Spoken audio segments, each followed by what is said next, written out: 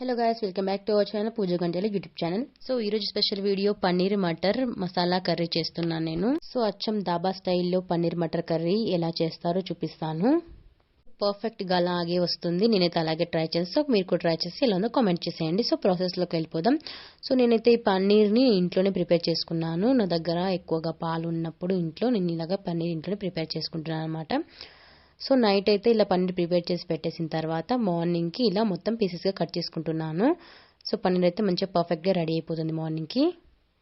So అలా cut చేసుకున్న తర్వాత ఒక కడాయి పెట్టేసుకొని కొంచెం ఎక్కువగానే ఆయిల్ యాడ్ చేసుకొని వాటిని అందులో వేసుకొని కొంచెం ఫ్రై చేసుకోవాలి. ఫ్రై చేసుకునేటప్పుడు కొంచెం కసూరి మేతి అని కొంచెం బండ పువ్వు కూడా యాడ్ చేసుకొని కొంచెం రెడ్ అండ్ బ్రౌన్ కలర్ వచ్చేంత వరకు ఫ్రై చేసుకొని ఒక ప్లేట్లో తీసేసి పక్కన పెట్టేసుకోవాలి. కసూరి మేతి వేయడం వల్ల కర్రీ అనేది మంచి స్మెల్ తో ఉంటుంది. మీరు ఎప్పుడైనా ఇలా దాబా స్టైల్లో పన్నీర్ మటర్ కర్రీ ట్రై చేసి ఉంటే ఒకసారి కామెంట్ చేసేయండి.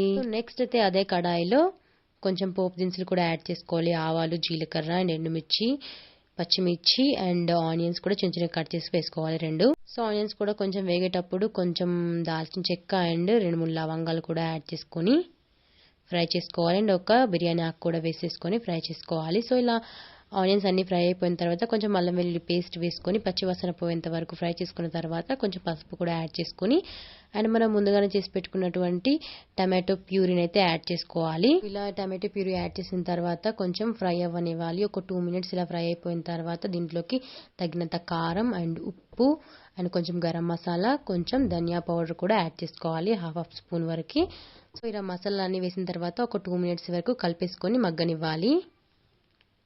సో ఇలా ఒక 2 మినిట్స్ మగ్గిపోయిన తర్వాత ఇలా ఒక హాఫ్ కప్ వరకు అయితే పచ్చి బఠానీలు అయితే యాడ్ చేసుకుంటున్నాను. పచ్చి బఠానీలు యాడ్ చేసుకున్న తర్వాత మంచిగా మిక్స్ చేసుకొని ఇవి కూడా ఒక 2 మినిట్స్ మగ్గిన తర్వాత దీంట్లోకి కొంచెం క్యారెట్ తురుము కూడా యాడ్ చేసుకుంటున్నాను. చాలా బాగుంటుంది. కొంచెం క్యారెట్ తురుము కూడా యాడ్ చేసుకొని బాగా కలిపేసుకున్న తర్వాత ఇది కూడా మూత పెట్టేసుకుని ఒక 2 or 3 మినిట్స్ వరకు మగ్గనివ్వాలి. ఇలా మగ్గిపోయిన తర్వాత ఒక 1 గ్లాస్ వరకు వేడి వాటర్ అయితే యాడ్ చేసుకోవాలి.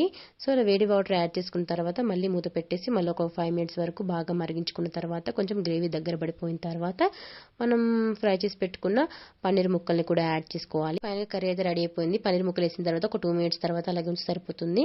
ఎందుకంటే మనం మళ్ళీ ఆల్రెడీ పన్నీర్ ముక్కల్ని ఆయిల్లో ఫ్రై చేసాం కాబట్టి. సో లాస్ట్ లో కొంచెం కొత్తిమీరని యాడ్ చేసుకొని స్టవ్ ఆఫ్ చేస్తే యమ్మీ and tasty paneer matar masala curry అయితే రెడీ అయిపోతుంది. రోటీలోకి అయితే చాలా బాగుంటుంది. ఒకసారి ట్రై చేయండి. నచ్చితే సబ్స్క్రైబ్ చేసేయండి.